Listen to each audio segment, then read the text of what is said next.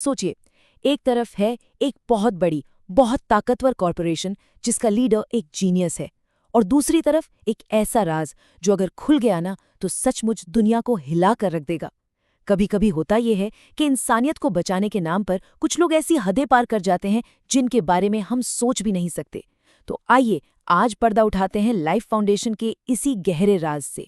ये शब्द किसी बाहर वाले के नहीं है, बल्कि अंदर के ही एक इंसान के हैं, एक विसल ब्लोअर। और ये सिर्फ कोई इल्जाम नहीं है, ये एक चीख है, एक ऐसे खौफनाक सच को दुनिया के सामने लाने की कोशिश जिसे दबाया जा रहा है। और जानते हैं, यहीं से हमारी कहानी की असली शुरुआत होती है।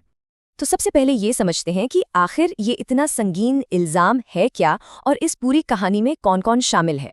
इस कहानी के सेंटर में दो लोग हैं जिनकी दुनियाएं बिल्कुल अलग हैं, पर अब टकराने वाली हैं। एक तरफ है एडी ब्रॉक, एक ऐसा रिपोर्टर जो अपना करियर, अपना घर, अपना रिश्ता, सब कुछ खो चुका है। और दूसरी तरफ है डॉक्टर डोरा स्कर्ट, लाइफ फाउंडेशन की ही एक साइंटिस्ट जो एक भयानक सच के बोझ तले दबी जा रही है। डॉक्टर स्कर्ट का इल्जाम बहुत सीधा और उतना ही डरावना है।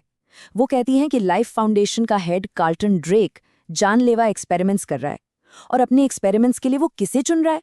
समाज के सबसे कमजोर लोगों को, बेघर, गरीब, मतलब वो लोग जिनका कोई नहीं है, जिन्हें कोई पूछेगा भी नहीं।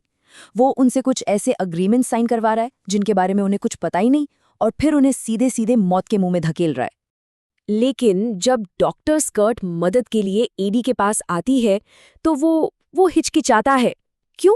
क्योंकि कार्ल्टन ड्रेक वही आदमी है जिसने उसकी जिंदगी तबाह की थी। एडी उस लड़ाई से बिल्कुल थक चुका है। सच कहूं तो वो हार मान चुका है। उसे लगता है कि अब उसमें दोबारा उस आग से खेलने की हिम्मत ही नहीं बची है।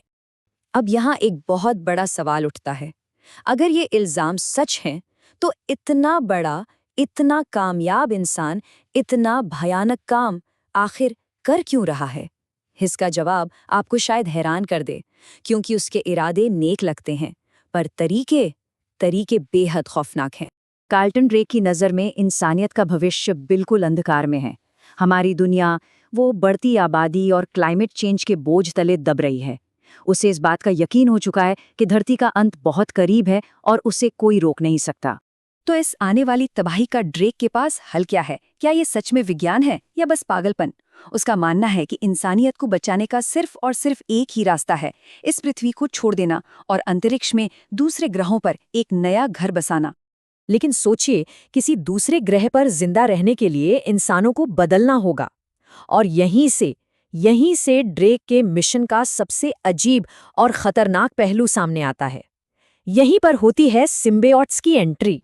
तो सवाल ये है कि ये सिम्बियोट्स आखिर हैं क्या? देखिए, डॉक्टर स्कर्ट बताती हैं कि ड्रेक के एक स्पेस प्रोब को अंतरिक्ष में एक कॉमेट मिला था जिस पर लाखों की संख्या में ये एलियन जीव मौजूद थे। लेकिन एक प्रॉब्लम थी, ये जीव पृथ्वी के ऑक्सीजन से भरे माहौल में जिंदा नहीं रह सकते। उन्हें जिंदा रहने के लिए एक होस्ट यानी एक मेजबान की जरूरत होती है। और बस इसी जरूरत से जन्म लेता है ड्रेक का वो खतरनाक प्लान। पहला कदम, सिम्बियोट्स को स्पेस से पृथ्वी पर लाना।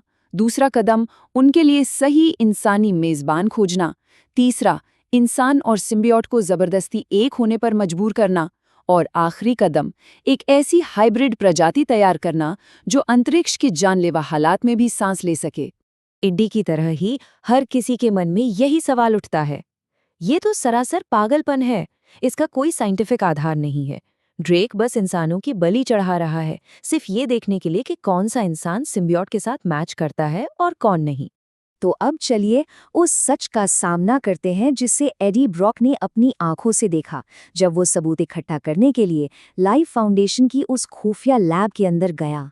डॉक्टर स्कर्ट की मदद से एडी ब्रॉक आखिरकार उस लैब में पहुंच ही जाता है जहां ये सब कुछ हो रहा था। उसका मकसद तो बस इन गैर कानूनी प्रयोगों का पर्दाफाश करना था, लेकिन वो वहां जो देखने वाला था उसके लिए वो बिल्कुल भी तैयार नहीं था।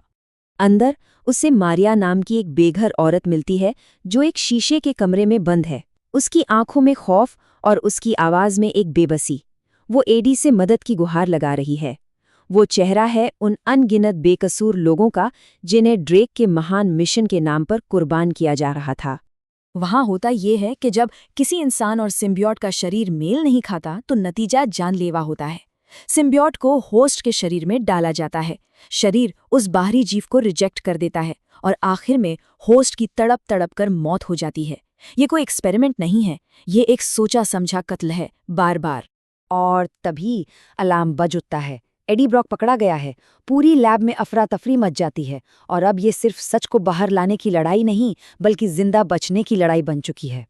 हालात और भी ज्यादा खतरनाक हो जाते हैं जब सिक्योरिटी को सीधे गोली चलाने के ऑर्डर मिल जाते हैं। लाइफ फाउंडेशन अपने राज को दबाने के लिए किसी भी हद तक जाने को तैयार है और एडी अब उनके सीधे निशाने पर है।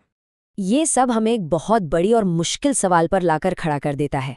कार्लटन ड्रेक का मकसद शायद पूरी इंसानियत को बचाना था, लेकिन उसके तरीके बिल्कुल अमानवीय थे। तो क्या एक बड़े अच्छे काम के लिए कुछ लोगों की बलि चढ़ाना सही है? इसका जवाब क्या है और कौन है जो ये तय करेगा कि वो लकीर कहाँ खींची जानी चाहिए?